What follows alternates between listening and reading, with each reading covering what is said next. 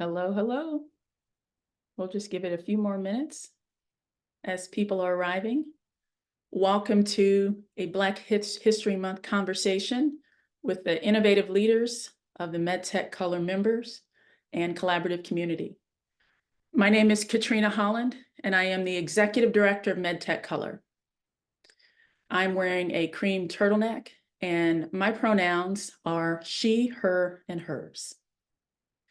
Thank you for joining us today for the discussion for Black History Month. We plan to highlight just a very few unique journeys of a few of our MedTech Color members and our collaborative community volunteers. But before we get started, we do ask that attendees answer just a couple of questions that we've put in a Zoom poll. One of the questions is, what area of MedTech are you most interested in? And then the second question is a little bit more fun. There is a Black History Month trivia question, and those attendees who answer correctly will receive the code for a complimentary registration to our 2024 pitch competition, which is coming up in just a couple of weeks. So good luck. And I hope you studied and remember all your Black history.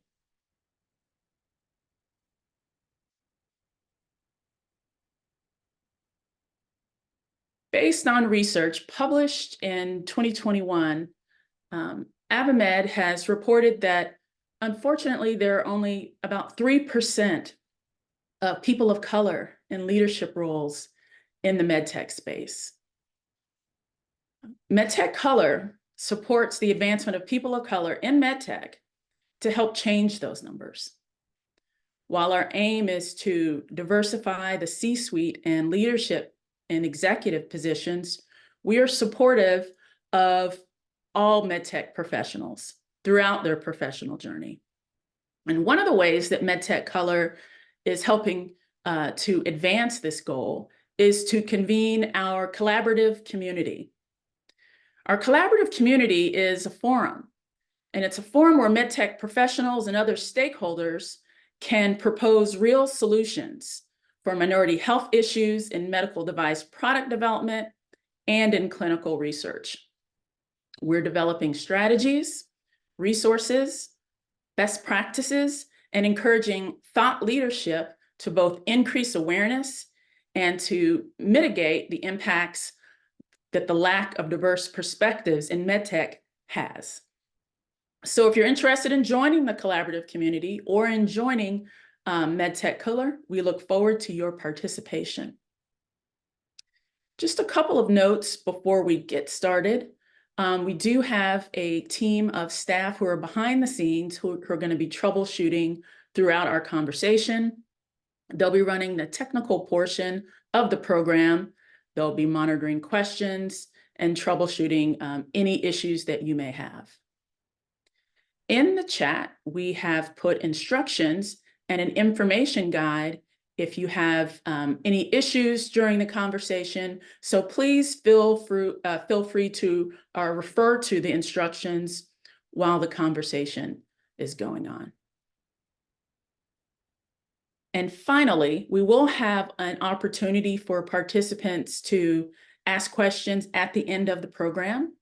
So as we're having a conversation, to the extent that you have questions, please feel free to put those in the chat, and we'll do our best to move through those questions at the end of the program. So without further ado, I am delighted to introduce today's panelists for our conversation, which we hope will be really, really interesting. First, as I introduce each of the panelists, I'll ask them to say their name, their title, their pronouns, describing a little bit about their appearance and whether you are a member of MedTech Color collaborative community, and then finally, where in the world you are. Whether you're in this country or not, please share. So I will start with, let's see, the first person I see on my screen is Deidre. Hi, everybody. Thanks, Katrina. Thanks for having me today. I'm Deidre Washington. I serve as the Director of Health Equity at AdvaMed, and I use she, her, and her pronouns. And I would describe myself as an African American woman. I have shoulder length locks that are dark brown with some lighter brown highlights. And today I'm wearing a purplish shirt over a white tank top with a multicolored scarf. I participate on the collaborative community, so I'm part of both the disease state awareness and the recruitment and retention subcommittees. And I'm coming to you today from the East Coast. I'm in Washington, D.C. That's where AdvaMed's headquarters are located. So looking forward to the conversation. Thank you. Thanks, Deidre. And Nina. Thank you so much. My name is Nina Clarke-Walker. I'm the Director of Clinical Research for Mentor, so we're responsible for the manufacturing of breast implants, tissue expanders, and incisors. I am based outside of Philadelphia, and my pronouns are she, her, and hers. I am wearing, let's see, I'm wearing a marigold silk blouse, high neck, and I have 2 braids in my hair, and I am African American. Thank you. Let's see, Bisrat. Hi, everyone. My name is Bisrat Woldemichael. I work for Boston Scientific, specifically the Neuromodulation division. I am a strategy manager in that division. Today, I am wearing a light blue shirt, and I have a beard and light mustache, and I am a Black man. That's my appearance. And I am based in New York City. Happy to be here. Thanks, Bisrat. And Sasha. Hi, everyone. My name is Sasha Padilla-Coley. I'm a staff engineer at Becton Dickinson, working on user research with our UXD Center of Excellence. My pronouns, I use she, her, and they, them. I am an African-American person with a mini fro, wearing a blue shirt today, a blue blouse, and a cardigan. I've been a MedTech color member for, I think, a little over a year now, early career. Today I'm in San Diego, and I'm happy to be here because it's sunny. Awesome. Not so much rain. And, you know, I used to be in the fro club, Yeah. but now I started my lock journey. So I am, Deidre and I are kindred in that way. One day I'll be brave enough to color. All right. So just to kind of break the ice a little bit, why don't we start with Sasha? Why don't you tell us a little bit about why you're here today? Yep. So I'm here. I'm hoping I can maybe serve as a little bit of inspiration for anyone on the call, and also just to encourage people to push themselves to grow in new spaces, to try different things. I think I have a bit of a unique opportunity, which I'll kind of talk a little bit about, but I've been able to try a lot of different things very quickly early on in my career, and I think that's so valuable. And I also want to encourage people to be okay with hiring diverse talent with diverse backgrounds, both kind of from a technical standpoint, but obviously what we're here to talk about today is also from kind of a diversity, DEIB standpoint, and hire more diverse talent. Yeah, exactly. Nina, why don't you share with the audience a little bit of why you're here? Sure, thank you. I think for me, as part of Black History Month, just kind of celebrating the achievements of everyone on the panel, and thank you so much for including me in terms of what we've done and how far we come in terms of kind of closing the gap, so to speak, in terms of diversity in the clinical trial space, specifically for medical devices, and try to kind of amplify our voices. So looking for partners today to help support that and how to move that forward, and kind of sharing of ideas. I know one of the advantages of kind of serving on kind of different committees, I'm on the recruitment and retention committee along with Deidre, but in different groups, you kind of bounce ideas off each other. And so hoping this will be a catalyst, this discussion, for kind of further discussion. So it doesn't end today with this meeting. It can continue on with, oh yeah, I had that meeting I remember back in February and I remember this. So let me see how I can bring that into fruition. That's right. And that's so important to really just continue to foster all of that. Bisrat, if you could just share kind of your perspective and why you're here today. Sure. First of all, thanks for the organizers, for Katrina, for Ariana and Danielle, for all the hard work you put in organizing this, and for inviting me. We all have unique journeys in MedTech space in particular, and I think in places like these, we see that our individual journeys kind of are not completely unique to us, and there are people that share that journey. So I'm here to share my journey and also learn from others, and hopefully also inspire others who may have something in common with me as well. So thank you. Thanks for that. And Deidre, if you could share your, while you're here. Similar to what others have said, I just really enjoy the storytelling and hearing people's journeys to get to where they are. I think sometimes we look at people, we see them, they may have achieved a certain position or place. And I think it's really, telling to know what it took to get them there, both the good and the challenging, because we all have, I think, those are parts of all of our stories. And so like others, if, my story, which I'll get into a little bit later, might be a little, non-traditional as well. But I think, sharing that might help someone else who, is on a similar path or might have similar questions or, just have some of the issues that I did. And so I'm very happy to share that. And I will say too, that as I've advanced in my career in recent years, some of my former colleagues have been reaching out to me and asking me for career advice and to serve as something of a mentor. And that's, it's very humbling and also a good reminder that I myself do have, something to impart to others who are coming along behind me. And that's part of what all of us would like to do while we're here today, is to help others to, achieve their goals as well in MedTech and in life in general. So happy to be here.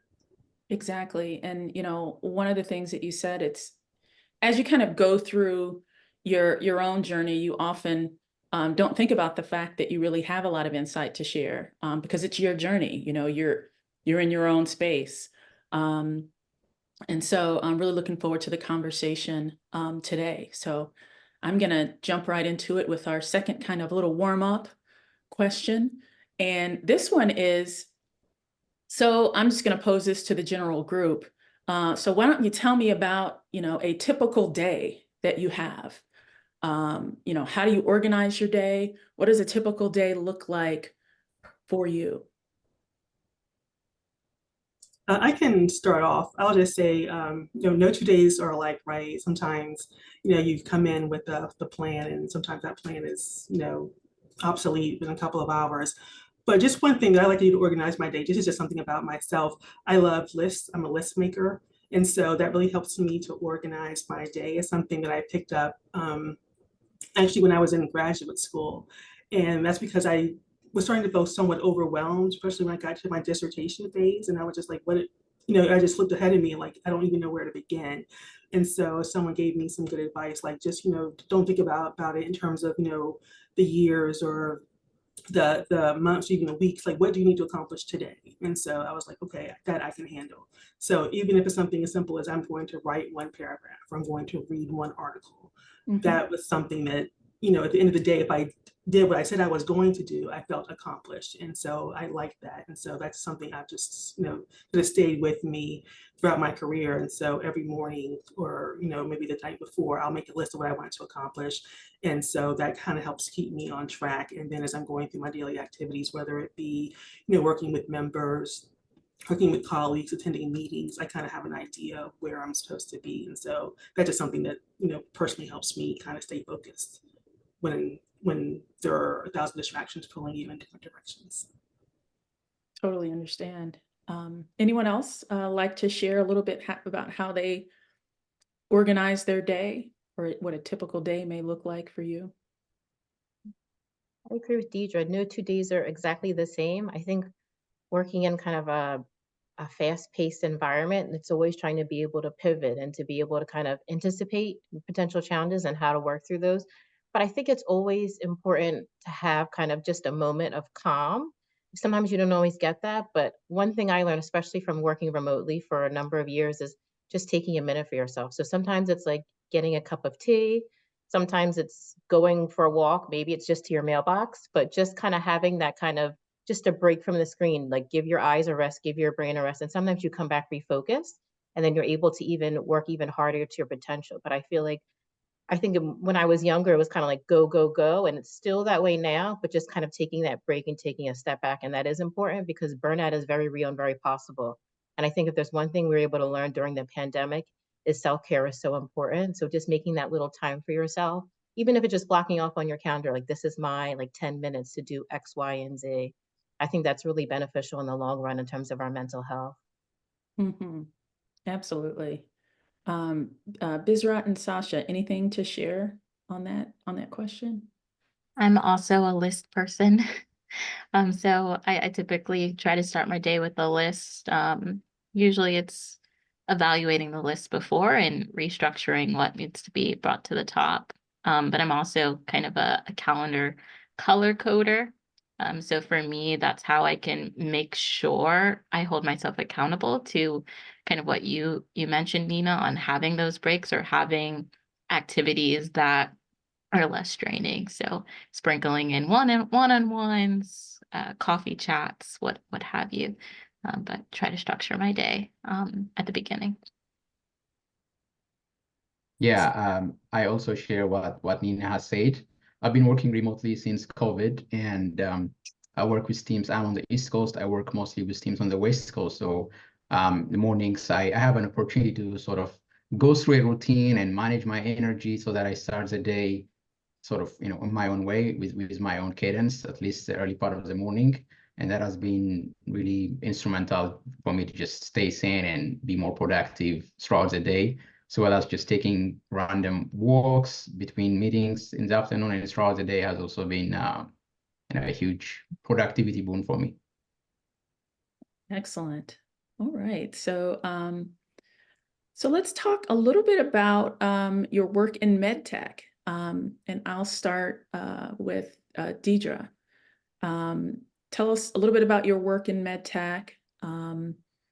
Anything of note that you'd like to share? Sure. So again, I work for AdvaMed, and for people who are not familiar with that company, we're a trade association, and so we represent medical device companies. We have just under 500 members now, so a lot of different member companies that we work with. And I just joined AdvaMed early last year, so I've been here about a year now, and it was a really exciting time to join. The health equity work stream was ongoing. It had been started back in 2020, and so I was able to kind of jump right into that. But also at the same time, they were in the process of standing up what we call our Women's Health Equity Initiative as well. And so it's of course related to health equity, but a greater focus on gender inequities more so than only race by itself. And so again, because we're a member organization, we work very closely with staff from all types of companies as they're working to develop and innovate their products. And so several times a month we meet with them, and they're helping us to set our agendas and shape our priorities and just move the work forward. So that's a large part of what I do. Just to give a couple of examples of some of the projects that we're working on. We're in the process now of wrapping up a years-long analysis that we were working on with a consultant, where we're looking at Medicare data, and specifically we're looking at claims. We're trying to determine if there are inequities between white beneficiaries and other beneficiaries and the type of procedures that they are receiving. So for example, if there's a certain cardiovascular diagnosis that you have and you should receive some type of procedure for that, are you more likely to receive that based upon your race? And so we looked at it, not only race, we looked at ethnicity, we did look at gender, we looked at socioeconomic status as determined by your eligibility for your dual eligibility. So if you're eligible for both Medicaid and Medicare.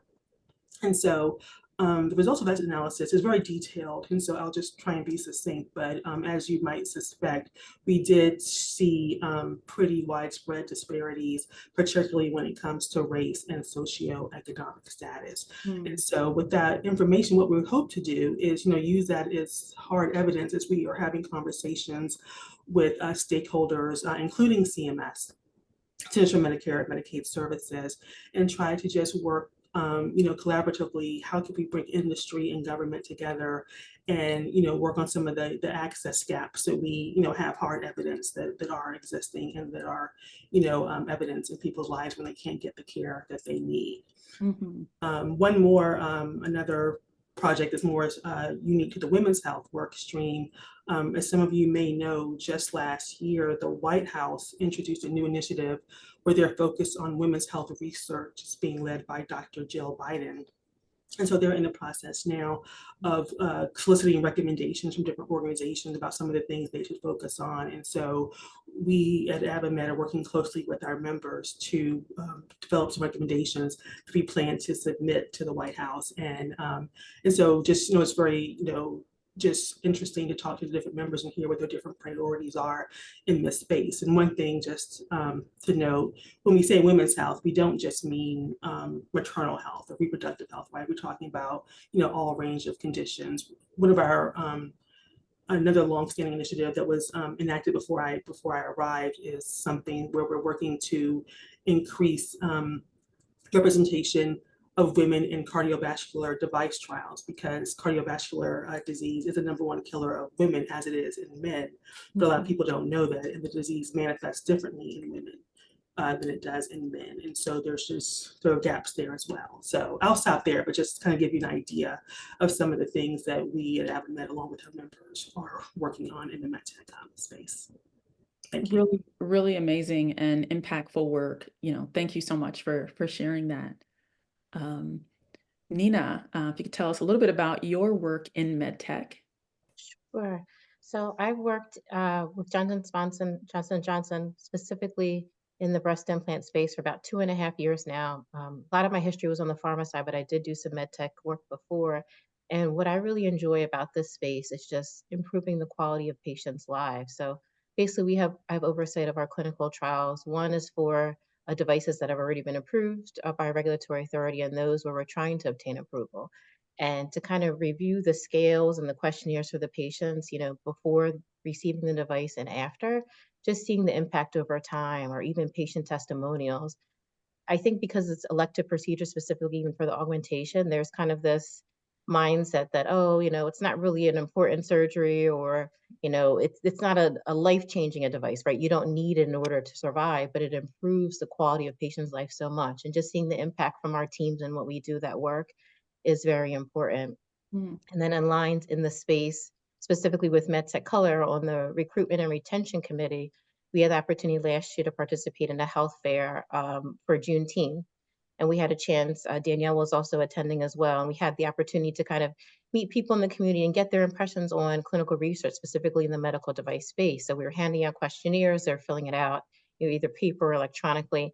And that really gave us a sense of the community. And one thing that struck me from it was that some of the event attendees indicated that, I've participated in research before, but I never really found out what happened afterwards. And that kind of made me take a pause, because we always work towards, getting the data submitted, getting to get it clean, make sure it's submitted to the authorities. But where's the feedback loop to the patients, right? Because of your participation in this research, we were able to identify this about our device, or able to find that. So I think it's important to have that engagement with the community to find out from them, what do they think about the research, or what are the barriers as why they don't wish to participate in research. So I think it's very important on a holistic scale. Not only it's kind of the day-to-day to get things done, but let's look at the bigger picture of what's the impact to the community, and how can we have more of that partnership that would foster people wanting to participate in research, specifically in the med device space. Exactly. It's really that partnership that's going to be critical, in order to really get that the feedback that you need. Bisrat, if you could tell us just a little bit about your involvement in the MedTech space. Absolutely. I've been working for Boston Scientific for about 2.5 years now. I work specifically in the neuromodulation division, and primarily with deep brain stimulation therapy. And it's a very effective therapy for patients, particularly Parkinson's patients and other movement disorder patients who exhaust all other drug interventions and who are not responding to those. And initially, I was attracted to that space just because of the effectiveness of the therapy, and I also have a scientific background. My current role is a strategy role. I do portfolio strategy and commercial strategy.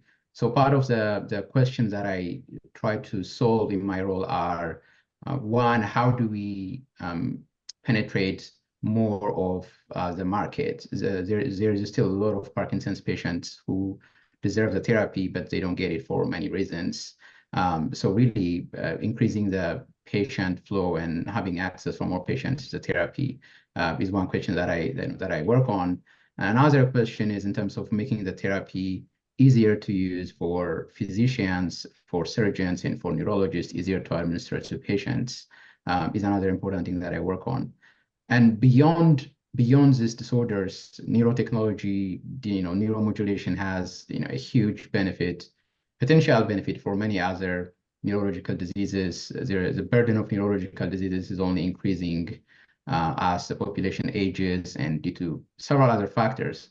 And a lot of them do not really have good drug interventions. And there is a potential for devices like pulse-sensitive brain stimulation and others in that space. So I spend a lot of time thinking through the future, what the future of these therapies look like, what other indications, what other clinical strategies we need to develop and commercialize these therapies.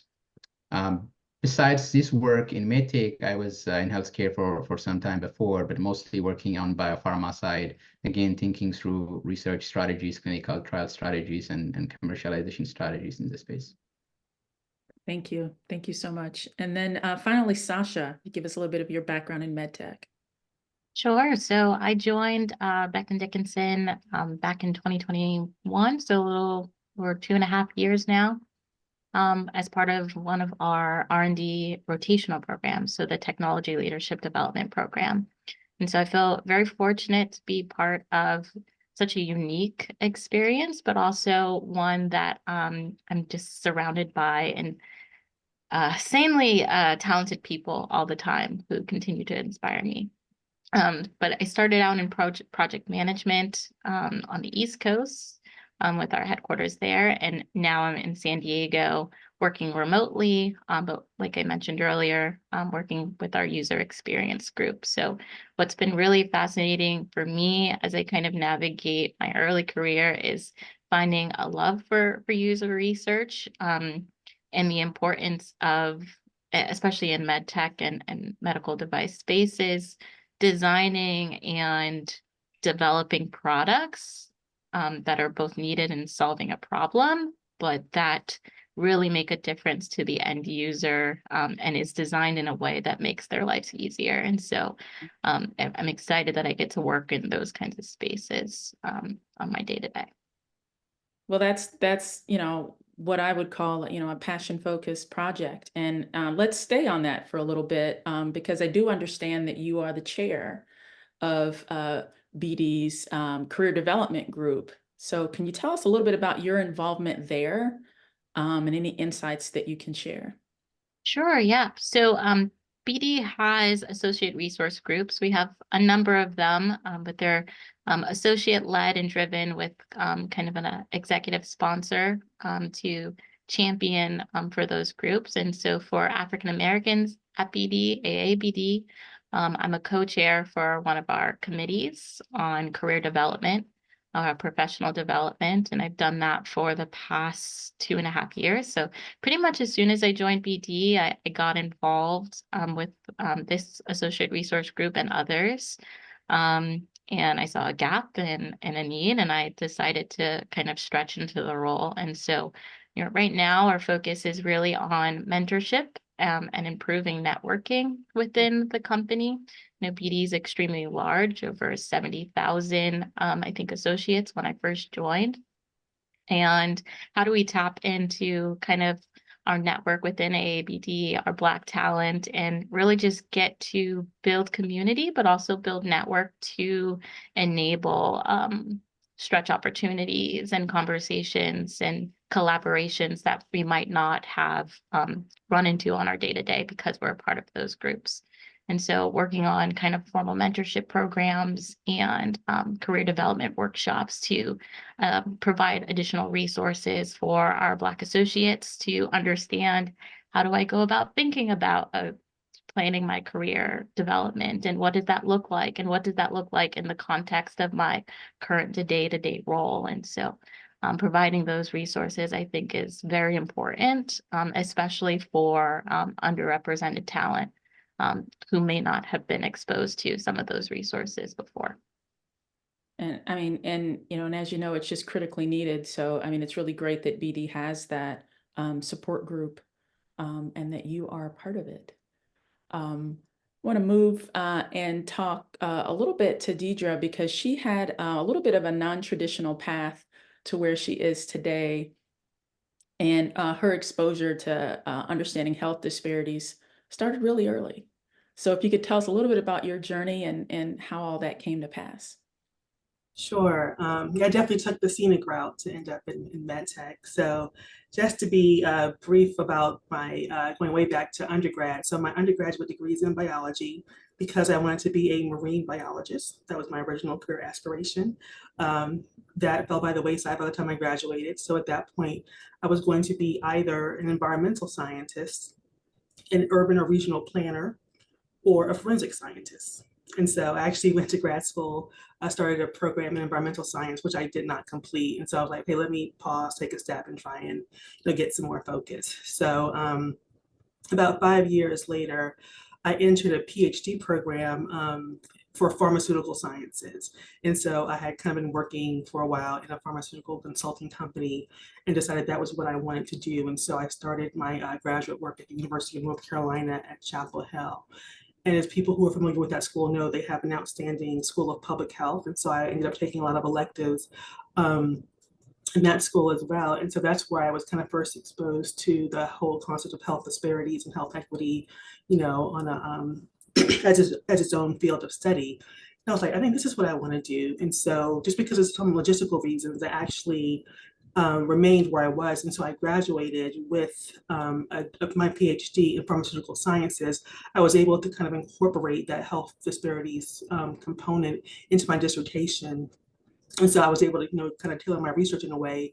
And so I actually studied disparities in pediatric asthma. And so when I graduated, I had a little bit of a dilemma because I have this very highly specialized degree, a doctorate, but in a field that I'm not really wanting to go into anymore. I kind of wanted to pivot and go into the health disparities and health equity. And so I was lucky and found a position in the DC area where I'm originally from. Was in a hospital system that had a newly founded center on health disparities. So I was like, oh, that's great. That's perfect. And so I went and worked there for about 5 or 6 years. And that's where I kind of got my feet wet, really being in the field of, health equity, health disparities, looking at patient data, working in the community. And so that was a great experience. And that was actually, until I'm at AdvaMed, that was the last position where I was kind of strictly focused on health disparities or health inequities. But as you said, I tried to always bring that lens to my work because it was such a, close and personal passion of mine. And so I also have worked for a patient advocacy organization that actually focused on, again, asthma and allergies. And so it wasn't difficult to, bring that lens because in that role, even though I was more of a project director, I was overseeing projects that were funded by organizations like CDC or PCORI, the Patient-Centered Outcomes Research Institute. That focused on, trying to improve outcomes in children with asthma. But again, it's hard to do that without, taking a health inequities lens. And so I was able to do that. And then after leaving that position, went to another organization that focused on the development of healthcare quality metrics. And so basically assessing health plans. So when you think about your private insurers or your Medicaid or Medicare, specific plans, trying to hold them accountable for providing good care. And so in that position, was able to lead some very exciting work about, kind of the standardization of collection of race and ethnicity data. That was something that's a whole other thing. So I won't go into details, but that's something that I was able to kind of work on. And so of course that brings a health equity lens, was able to work on some projects that dealt with developing measures that encourage providers to assess social needs. And so that was kind of a new area, basically having your healthcare provider ask you if you are, if you have enough food to eat, basically your food security status, or if you were food insecure, asking about your housing. And then that brings, again, a whole other conversation about, how to address the issues that arise. So if you do share, for example, that you are not sure where you're going to be sleeping in a month, how can the healthcare system, help you provide impact? And so, then after that, coming to AdvaMed. And so with my coming here again, so it's kind of my first entree into the MedTech industry, but I feel like the experiences that I've had that I bring with me, just kind of interacting with the healthcare system and health and trying to improve health outcomes from different perspectives or vantage points is an asset, because it's, you just see things from a different lens, and you bring that, perspective that others might not have. And so like I said, so I'm happy in MedTech. I think it's a great field. There's so much to do and so much that's going on right now. And I think the experiences that I've had leading to this point have prepared me to serve it well. So I'll end there. Exactly. To start to focus on some of the solutions once you understood the real issues. And that's really exciting, to be in this space and to be able to have that opportunity. Nina, I know that you have some specific work on recruitment and retention with Johnson & Johnson. Can you talk a little bit about that and how it relates to the DEI work that J&J is currently undertaking? Sure. So I think even as part of the MedTech Color work stream, I want to give a special shout out to both Stella and Emily as our chairs, our fearless chairs. I think how we're able to utilize the tools is we just put forth kind of brochures, and it helps facilitate the discussion. So the brochures that are created, it's one from an HCP perspective, and then also another one from the patient perspective. And it's almost kind of like how you have the discussion about participating in, MedTech research. So, what is research about? How would I participate? What are the right questions to ask from a patient perspective? And then an HCP to guide him or her if I would like to start the discussion with someone about participating in research. How would I do that? And what are the tools? And kind of making that available. I think for me, in terms of the future of where we're going for research, it's the upcoming generations, right? So if you're setting the standard now that anytime you recruit and identify patients for the study, you need to look for diverse patients from various backgrounds and look through different mechanisms. I think a lot of the pushback or feedback that I've received is like, well, we have timelines and we need to get these patients, and we're going to go with, Dr. A and B because these physicians give us the patients we need. But I'm looking at it from perspective as the time and energy you're focusing on those sites, you could train them or give them the opportunity to say, okay, how are you identifying your patients for your trials? Where are you looking for the patients? And provide them with the tools to identify that, and then broaden your scope. If you're trying to reach your enrollment goal and you're only going to the same sites that you always go to for research, you're at a disadvantage to yourself. If you broaden that net, so to speak, you can identify more sites with more of a diverse patient population, and it'll be a closer representation to kind of real world as opposed to a very homogenous population. So developing those tools, it kind of facilitates the discussion. Then as part of kind of my J&J work stream, I have cross-functional partners in the medical device space as well, working on materials in terms of when you go to start a research study, this is what our SOP will look like, right? This is the guidance document. And I think the biggest change or shift I've seen recently is that it's FDA mandated. So this is at a regulatory level from a regulatory authority. I could say, 10 times that this is what we have to do. It's morally right, it's ethically right, but some people will not get on board, unfortunately. But to say this is going to be a mandate from the FDA, and if you want to get your device approved into the market, you have to have a diversity plan in place and demonstrate that. I think that'll really help us move the needle in that direction. That's right. And, and it's so important. And I mean, like you said, sometimes you have to push back, you have to really push the issue so that we get the outcomes that we know that we need. Bisrat, you've got that public health background, and, you can speak to, the impact that that happens globally. You mind telling us a little bit about that? Sure, yes. I kind of jumped around in my career, doing different things in multiple areas, but my origin was in public health. I studied public health and clinical sciences for my undergrad in Ethiopia, where I'm from, and I started my career there working in rural health centers, in community settings, very early on.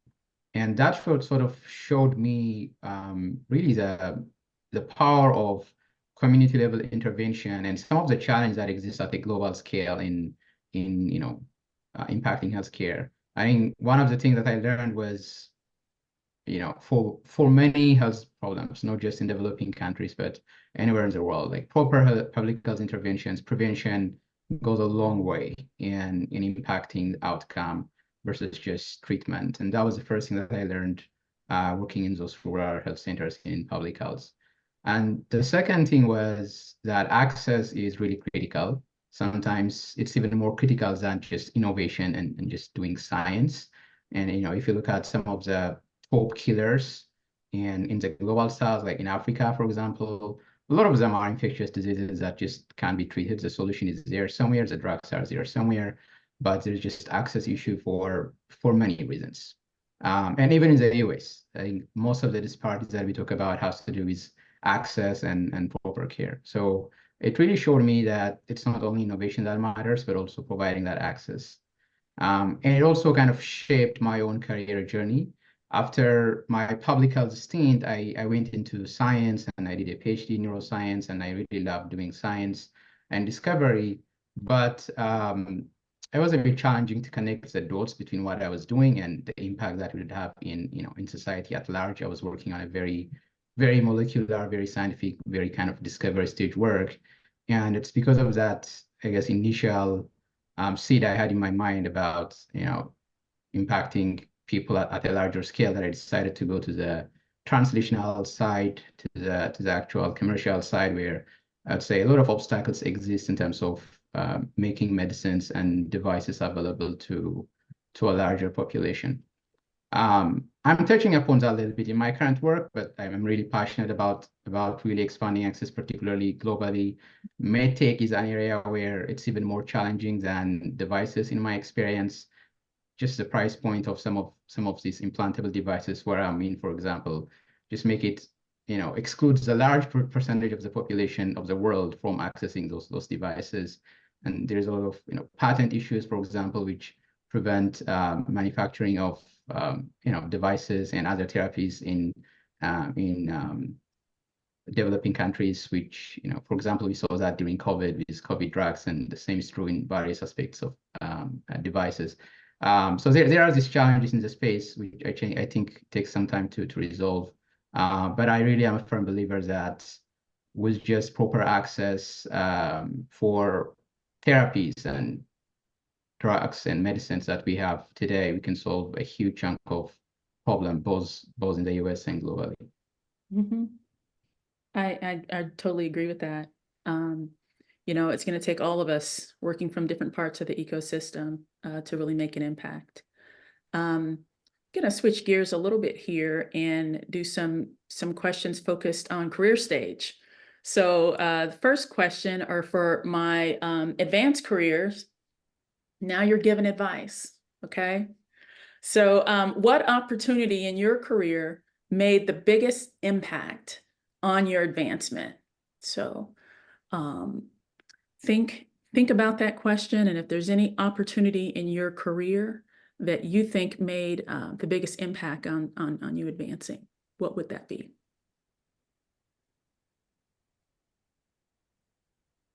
I'll take a stab at it. And so I'll actually go back to a project I touched upon briefly when I was working at the company that was developing healthcare quality metrics.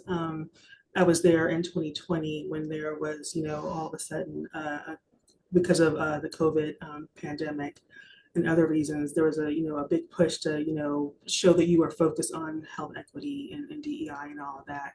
And so my company, again, they launched that initiative that I was talking about, where we kind of over our overarching work, we had to focus on really pushing for data collection when it comes to race and ethnicity, and also the development of that social needs measure. And so those were two, particularly the second part. The first part, there have been some talks, so it wasn't a brand new work stream, but really focusing on social needs. It was something that was seen as, something to really, push for. And so myself and another colleague of mine were asked to kind of stand up that work. And so that was an opportunity to kind of just lead a project from its inception, which something so to shape it and drive it, and there are a lot of moving pieces. And so I felt like that was a good opportunity because, again, I think it allowed me to bring a lot of my previous experience into that role, and because of the urgency, it was also highly visible within the organization. And so there was just a lot of interest, a lot of people wanting to know how things were going, people wanted to give input. And so that provided myself and my colleagues the opportunity to really kind of take the work in a the direction that we wanted it to, and we had a lot of support. And so for as far as my career, I felt like that was a chance for me to be very highly visible within that company, and for people to see my qualifications, the skill set that I bring, because sometimes depending on what you're working on, it might not always be obvious to everybody what your background is. But I think that opportunity helped me to be seen by a wider group of people in the company that I might have not been seen by otherwise, if that makes sense. Makes total sense. Opportunity and access and being seen really helps. Nina, anything to add on that? Sure. No, I think that I agree with all Deidre's points as well. I think for me, it's knowing your worth and knowing your potential, right? I think if I look back on my career when I was kind of first starting out, I was just like, okay, this is an opportunity. Let me kind of keep my head down and do what I have to do, but also kind of challenge, like your supervisor is there to help you grow and evolve and kind of working with leadership. And if you're not seeing opportunity to kind of reach your full potential, then explore other options and make sure you find something that's a good fit for you. And how can I maximize my talent? How can I maximize my skill set? And is this growing that opportunity for me, and being mindful of that? I think if you're kind of too comfortable in your space, then it's time to grow. And maybe that's growing within your organization, looking for other opportunities to support that. But I think that continuous growth is important, because if you start to become stagnant, I don't think that's healthy. So I think advice I give to people that I mentor is that look for other opportunities, like as you continue to grow and evolve. And it's not necessarily just a promotion. It's I'm expanding my skill set, or I'm continuing my education, or I'm supporting this initiative. Like what other things you can do within your role so that you're mentally stimulated as well. That's right. And I can see that some of the early stage folks on this panel are really tuning into that advice. And so I will pivot to them and ask that question, how have senior leaders helped to support your growth and development? Or have they?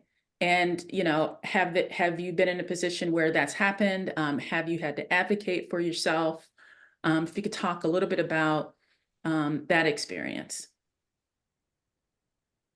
Yeah, so I can kind of kick us off. I think for me, the importance of self-advocacy became very apparent to me when I was in grad school, and a skill that I intentionally worked on as I entered kind of my early career position here at BD. And I think I'm very fortunate in that I have a lot of opportunity that I've been able to kind of take and run with. But I also think that one thing that I really value from leaders is being supported by just talking about an individual when they're not in the room. And I think that has been where I see the most kind of opportunities arise from, is when I'm not in the room, but a senior leader is in a room, or a senior leader is involved and they bring my name up, or they promote something on my behalf. And I think that's the most impactful. And I see the most direct results from that level of engagement. I mean, even for today, someone had found out that I was going to be speaking here, and unprompted shared it to other folks within our network. And so I feel very fortunate to have people like that. And I think it's important, if you don't actively see that, to seek out individuals in those spaces that you are in, to find someone who would be willing to do that on your behalf. That's so true. And, I think it's true for every profession. Align yourself with people who would mention your name in a room full of opportunities. And certainly that's one of the most, the easiest and probably one of the most impactful ways to really, find a space for yourself. Bisrat, anything to add on that point? Yeah, no, all of those points really resonate with me as well. One thing that I would add is an advice that I received from someone I met randomly while I was wrapping up my dissertation. She was a retired scientist, and we were just chit-chatting about what I'm going to do after I graduate. And she told me that it's up to me to define my career, that I really am the one who owns my career, and I'm not really obliged to follow any particular path. And for me, that was a very transformational moment, because the way that I was thinking until that point was, for many reasons, I am in this path, I just finished my PhD and I do postdoc, and then I become professor, and that's it. And I was like, as if that was kind of the only path available for me and safe for me.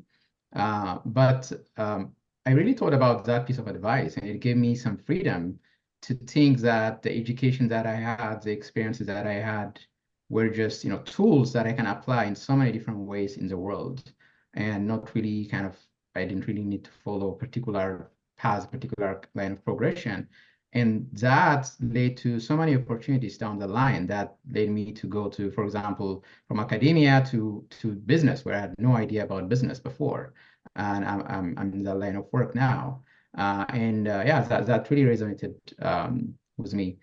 And the other thing, in terms of help from senior leaders, what I noticed was very helpful for me was just to create opportunities, and to believe in people, because progression is all about someone believing in you and you doing the work. And what I learned is a lot of the work is not really that complicated. It can be done. People just, spend some time, learn, and do it. It doesn't take, a miracle beyond that, but someone has to believe in you. Someone has to give you opportunities. And if that doesn't happen, you don't grow. So, the more senior leaders are able to do that, believe in people, and, the better path that everybody would have. That's right. And, how do you follow that? I think, if anyone has any best piece of career advice that they'd like to add to share with the folks on the call, I welcome you to do that at this time. Well, I think Bisrat stole my notes, because I was going to say exactly what he just said. As far as just, when you think about your career, it's yours, and, it's yours to shape, how you see fit. And that's something I think I learned along the way, along my journey as well. It's like, don't be afraid to pivot. You may start off thinking you're going to end up in one location and end up somewhere totally different, and that's okay. So those opportunities, do present themselves, or if they don't, try to create them yourself if they're not there. But you can chart your own path, and so it's your career. At the end of the day, you have to be happy in what you're doing to feel like you're making a difference. And so don't let others define what that looks like for you. What it looked like for them may work for them, right? But if that doesn't work for you, that's perfectly 100% okay. You find what works for you, and then go after it, which it can be challenging, again, in the context that we're talking about, for certain people. But again, the opportunities are there, and you may have to push through walls and barriers, but if that's what's going to take to get you to where you want to be, then go for it. And so I would offer that advice to any of us on the call. Okay, and I 100% agree. And as we round out our last 5 minutes, and then we're going to go to Q&A here with the group. We talked a lot about journeys. We've talked about your background. We've given some advice. We started the call with saying that, there's 3% people of color in the MedTech space and leadership positions. And so knowing all that, and I'll pose this just to the group, and feel free to chime in as the spirit hits you. But, what is your hope for the future of MedTech, given the challenges that we're currently facing in the DEI space, given the evolution of technology, which is evolving rapidly, AI, which so many folks are trying to understand, and obviously there's some biases there with that technology. But what is your hope for the future of MedTech?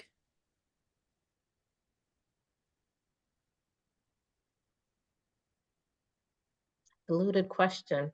I guess I'll start. I think my hope is that technology is an important tool, right? We have social media, we have all those things, but I think that can be used as an advantage. So just for right now, like we're looking for opportunities, whether it's new employees and bringing them on board, we have a wider range, a wider scope. We can reach out via social media to post our positions and things like that. So looking at a wide array of candidates from various backgrounds and walks of life is very important.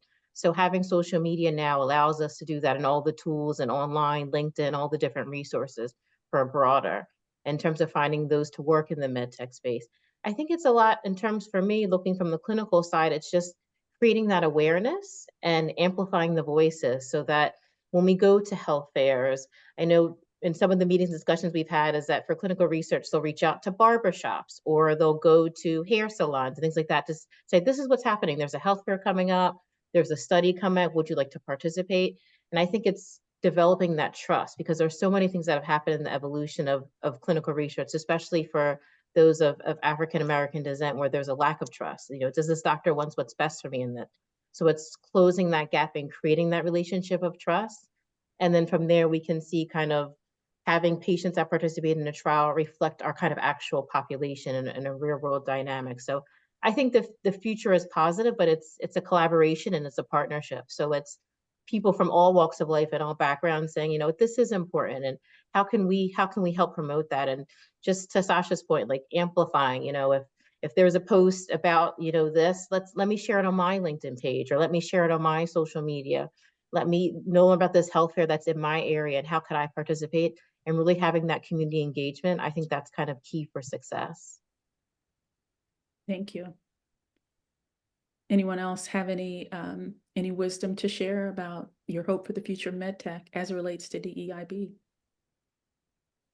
I'll build on Anita's comments and just say that my hope is that as we move forward, that the whole, again, taking more of a health equity lens that is so interwoven into a company's fabric that you don't have to think about it. It's just automatic. Like when you're thinking about a new product, for example, the questions arise like, will everyone have access to this? And when we say everyone, I'm thinking about just so many different populations, not only, thinking about people who are racial or ethnic minorities, thinking about gender, socioeconomic status, geography, people of different abilities, be they physical or intellectual. And just, you're asking yourself, what segment of the population may have trouble with this product, or who are we not thinking about as we, are planning again for our clinical trials? How are we going to, make sure we're being as inclusive as we can be? And so I would hope we would get to the point where that's just so, automatic again. It's interwoven in that, it's just done without thinking about it. And then I think that'll, it'll take a while to get there, but I think that will, be a big step forward toward a health system in an industry where we're not leaving people behind. Thanks. Anyone have any closing thoughts before we open up Q&A? Just have a quick one, just to build on kind of the 3%. So my hope is that number increases exponentially over time. But more so that, to Deidre, to your point too, on the intersectionality piece, I feel like that was a hot term used by a lot of companies a couple of years, maybe more than that now back. And one that I would like to see used again in the right way in these conversations as a term as it relates to hiring, recruiting, and kind of uplifting diverse talent. I think Sometimes it's a bit easier to talk through one individual lens. For African Americans specifically, I think we have the luxury of being a part of many diverse, but also minority underrepresented groups. And how do we bring that into the picture as we kind of talk about increasing our DEIB kind of efforts and recruitments for leadership? Well said. Well said. And on that note, I want to thank everyone on the panel for a great conversation. And now I'd like to turn to any questions that we may have. And if you could raise your hands, we're happy to answer those questions for you.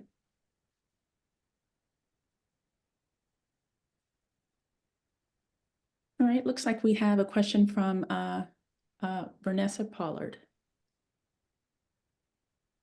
Good afternoon, everybody. Thank you all for this wonderful webinar. I just want to say how important, how inspirational it is to see you. It's that saying that you can't be what you can't see. And I can't underscore the importance, particularly as we talk about the challenges with DEI and all the ways that it's being challenged, that folks, particularly in our pipeline, have the opportunity to see all of this amazing and diverse talent. So thank you for sharing your stories.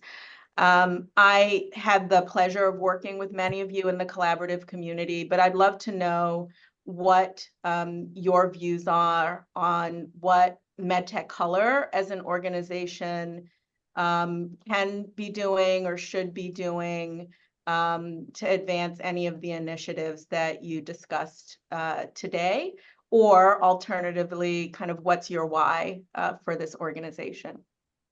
Thanks.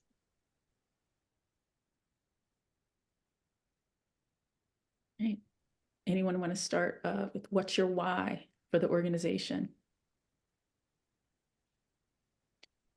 I'll start. And so again, I've been with the group since I joined AdvaMed for about just under 1 year now. And I think my why is I just think the mission is so important to have a group that's just solely dedicated to this issue. And that, as we're looking at, again, I'm part of the collaborative community. And so we're sitting on a couple of the subcommittee groups, trying to, again, really think about how we can be action oriented. Sometimes I think it's easy to fall into the trap of, talking about problems and defining problems, and, solutions are can be, hard to come by, and then actually people to do the work to implement the solutions once they're identified. And so what I've seen from this group is that we are, definitely trying to identify solutions that we can implement, and we're willing and able to get things started. And so what I would love is that as the organization grows, if we can do things on a larger scale. I understand that takes time and resources, and it might take some time to get there, but I would love it if we could aim to achieve that, where the work that we're doing is amplified. And so I think with all the members, participants, we're taking it back to our own companies. But I think, as Nina talked about, some of the community events as well, I think it would just be great if we could just do some of those on a larger scale and impact more people. So that's why I am continuing to participate and look forward to the future. Thank you. Anyone else want to address that question? I would say something about it. I am a relative newcomer to the organization, but very happy to be here. I think my why is really to be in an environment where people that that are like me, that are on similar journeys, are there and help one another and solve problems that are specific to our communities. And the mission is very appealing. What I would what I would love for MedTech Color and similar organizations to do to address some of the challenges that we talked about, besides everything else, is really to also engage stakeholders that are not people of color, but they are critical in decision making in industry, all these manufacturers and other organizations who have key role in advancing DEI despite the current challenge, as well as health equity in general. A lot of material could come out of here, a lot of solutions could come out of here, but I think involving those individuals who hold significant power in implementation and in advancing the entire industry will be critical as well. Thank you. Yeah, that's so true. And before we get off this question, I am compelled to answer the question, even though I'm not on the panel, but I'm, being the new executive director, my why is that the organization was created to provide solutions to a problem, and not a lot of organizations do that anymore. And so being a part of this community and being a part of coming up with the solutions is not something that you get to do every day as part of your job. And so, that's something that's really gratifying and something that can be impactful because it's a project of passion. So let's see, it looks like we have another question. Cheney.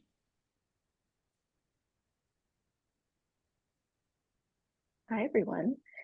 So my question involves any unwritten rules that you all may have encountered in your roles, especially you, Deidre, since you've traveled a bit throughout your career. I'd love to know what may have helped you so that we can inform some of our students who work with us here at MedTech Color and how we could give them a little bit more clearance as they are learning what to do along their career, and if they happen to be transitioning as well, and if there are certain things that you may have learned, just like one quick tidbit throughout your time that may help them. Sure. So trying to think what's one that I could name. I'll say one thing that, and I'll try and bring in two different concepts for me, was just learning to speak up for myself and advocate for myself in my career. That's something that didn't always come naturally to me. And so I think over time, I've just grown in my own confidence. And so I'm willing to speak up, in certain situations and meetings and talks with, leaders, and just kind of voice my opinion. I understand that my opinion may not always be, quote unquote, right or taken, but it's like, I feel like my voice was heard. And so I valuing the experience that I bring and not being afraid to voice an idea, even if it's not, acted upon. I think that's something that has served me well as I continue to advance in my career. And I'll tie that back into the first job I had coming out of grad school. And I say this to say it was an interesting environment. Again, my first kind of foray into really working in a health disparity / health equity space. And I was working with a small group, and just to give you an idea of the demographics of that group, there were 5 of us in that department. 3 of us were African-American women. 1 person was a woman of a Jewish background. And then our leader was a Hispanic man. He was of Puerto Rican descent. And being where we were and what we were talking about, and it was a new division within the company, we had to have many frank discussions about race and other things. Like you can imagine, sometimes they could get, it's a sensitive topic, right? We understand that. And so again, just kind of learning how to have those conversations, which can be challenging at times, but again, to say what needs to be said, but in a constructive way. And then I think the 5 of us were able to, we get along very well. So the 5 of us were able to create that safe space to have those conversations that needed to be had to advance the work forward. And so again, thinking about career advice, just, learning to speak, to say what needs to be said in the room, because sometimes, that can be challenging. And that's something that can be frustrating when you feel like you're talking around an issue when no one's just saying what needs to be said, what needs to be heard, what needs to be acted upon. And so that's something that I would encourage others to do if they're not doing so already. Thank you. Very good. Okay. Well, seeing no more questions, I think we can go ahead and, we have a question as soon as I said that. So you have a question from Metin Yavuz. Yes, hi, yes.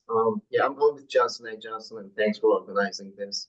I'm a former academic. I used to work as a college professor in banquet, academia and joint industry. I also taught a class on diversity in academia. So kind of wanted to ask panelists the question on recent developments, and of course I don't want to go into politics, but there were a lot of advancements, improvements, I think, in the DEI space after the murder of George Floyd. But my thinking is, some of those advancements have been kind of reversed, particularly again being, a former academic.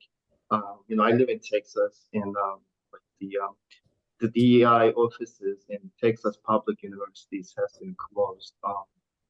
It's an action of the state government. And we also know like the race conscience admissions, that were done at various universities has been had to be stopped. So there were some developments, improvements, and then some setback.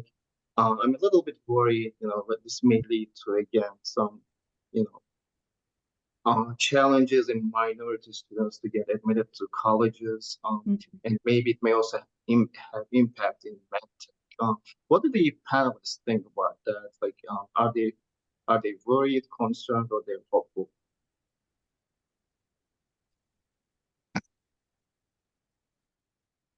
If anyone like to tackle that, I do have some thoughts on it. I think about this all the time. I'll take a stab at it first. I think that in terms of education, it's understandable that for the most part, the general public is fearful about what's to come following the Supreme Court decision last summer. But I think the reality is the Supreme Court decision only really addressed a very narrow issue at two institutions, North Carolina and Harvard. I think the challenge now is to really talk about the facts as opposed to the perception of what actually is.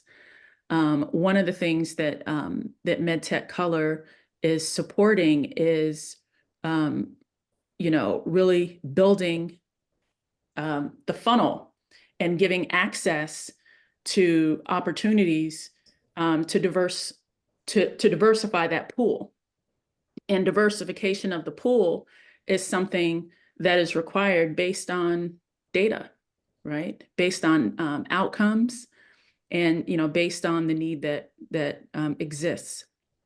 So I would say one of the challenges that we have is separating the rhetoric from the fact and really helping the students to understand that there still are institutions where they can go and get an education, where they'll be supported, and where diversity is celebrated.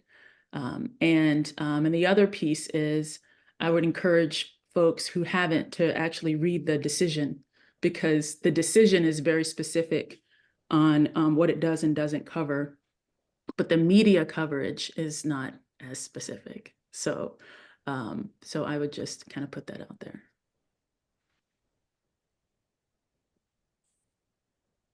Thanks, Metin, for the question. I think from my perspective, it's a charged situation. There's different vantage points and ways people look at it, but I think having access to education is so important in terms of kind of future opportunities in terms of, income and things like that. So if you're limiting access to education, you're limiting access to other things as well. And I think one of the priorities and things that I'm so passionate about is we have within J&J, we have diversity intern programs. So last year and the year before, and hopefully this year again, there's panels with some students, some, in the graduate level, some at the college level, and they have an interest in working with J&J. And so basically it's kind of a forum similar to this where we're on a panel and we speak to them and it kind of gives them advice. Like, I'm thinking about this career path, how can support, my space is from the clinical, so I can give kind of expertise in clinical, but there's others on the panels that give from other spaces as well. And it's kind of providing that mentorship and providing that guidance to them that, some of these opportunities might be closed off, but let's keep going, right? As to your point, Katrina, if this school is not available, let's diversify and see what other schools we can apply to, what programs are available, what aid options are available. So to say if one door closes, another one opens, and just kind of being part of that support system. So I've had an opportunity to kind of mentor other folks, in the community that have asked for my support, whether they're in the clinical space and not in the clinical space, just how do you navigate the market? Because you know, the job market right now, what it looks like now is very different from when I was coming out of school. So basically, what my tool is to navigate the space. But in terms of the original question, I do have concerns about it. When my daughter is ready to go to college, what will that look like, you know, years down the road? So I think it's just kind of being able to provide that mentorship to those who have asked for it, you know, donating to those organizations that do support it, and being engaged with those to kind of allow, again, when those certain doors are closing, what other doors are we opening to kind of counter that tide? That's right. That's great. And I feel like we came up with another idea for a panel. All right. Well, I want to thank everyone for attending today. And I want to thank the panelists especially for their time. It's been a wonderful conversation. And to our sponsors for making this programming possible. So on behalf of MedTech Color and our panelists, I hope you have a fantastic day. Please remember, if you haven't already done so, we do have a pitch competition coming up in just a few weeks. Looking forward to seeing everyone in LA. And if you don't already, remember to follow us on LinkedIn and check out our website for any new developments. Thanks again for your time, and I hope you have a fantastic day. Thank you. Thank Thank you. you. Here, thank you.